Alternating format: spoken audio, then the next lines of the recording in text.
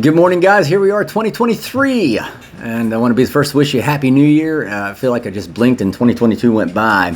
Want to talk real quick. You guys are getting ready to start sponsoring other people. You guys are really close. And so I want to make sure that, I share some things. I think I've shared these with you before, but just want to make sure I touch base with them. First and foremost, make sure you differentiate when you start sponsoring people. Make sure you differentiate your opinion, your personal experiences, your personal opinions and beliefs from AA material. You've heard me say it a lot to you guys that this has nothing to do with AA. This is just my opinion. Make sure you do that because we don't want to confuse anybody. We don't want to say something and then they go read it in the book and I don't see that at all in the book, right? We don't want it to become a credibility issue. AA works. The steps as written work if you work them, right? Not as if you work it as the way Drew worked it, right?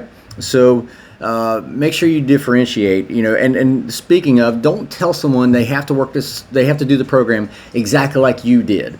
It doesn't work that way.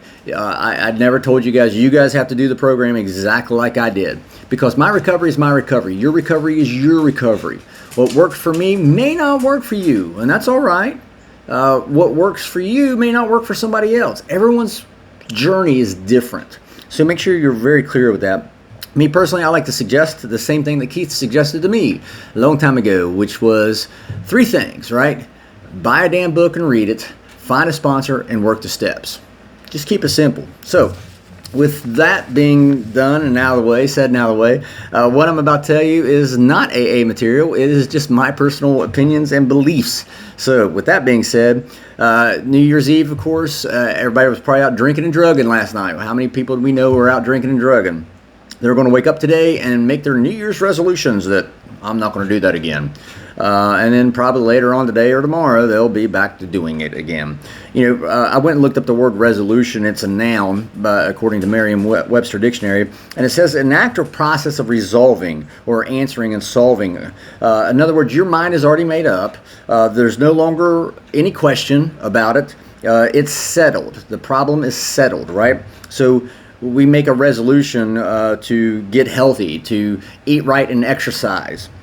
The definition I didn't see in there was Drew's definition. This is why I don't like resolutions.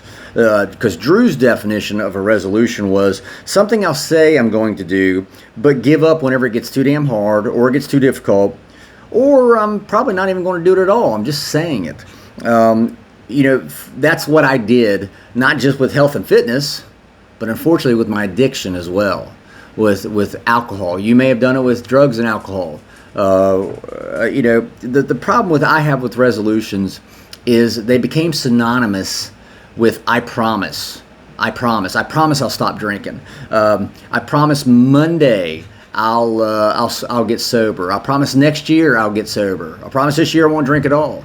My favorite one was I'll start Monday. I'll start working out Monday. I'll get sober Monday. And here it is Tuesday, and I have to make the same promise all over again.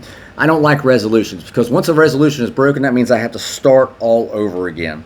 And I've come too far. You know what I'm saying? I've come too far. When you make a resolution and you break that resolution, you have to start all over again from scratch, and it starts feeding into that pity party. See, I already had low self-esteem. I already had all these things that my low self-worth, and so I broke a resolution. And man, I can't even keep a promise to myself. What the hell, Next thing you know, I'm right back in the same old cycle that I was trying to get out of. So. The resolutions, breaking those resolutions became too easy, just like breaking my promises to my kids and my wife became too easy. I don't make resolutions anymore. You shouldn't make resolutions either, especially if this is your first time watching this and you say, I probably need to stop drinking. Do it now. Don't make it a resolution, make it a goal, all right? And I'll talk more about that in a second. See, with goals, and my guys, you guys will have always heard me say, or never heard me say, you've never heard me say, it's my resolution to make it to my pillow tonight sober. Never heard me say that. You have heard me say, it's my goal. My goal is to make it to the end of the day and hit my pillow sober. Yeah. See, goals, if I miss them, or if I think I'm going to miss them, I can course correct. I can change course. A great example, a week ago at the Christmas party, I walked up to a counter to get me a bottle of water, and there's a big old bottle of booze there. And I'm like, whoa, course correct. If my actions and my behaviors, if I start to see my actions and behaviors are going to take me further away from my goal, I can course correct. I can change direction, just like I did when I saw that booze. I went the other way, found a bottle of water in another part of the house, right? So for me, goals, I can miss goals and still course correct.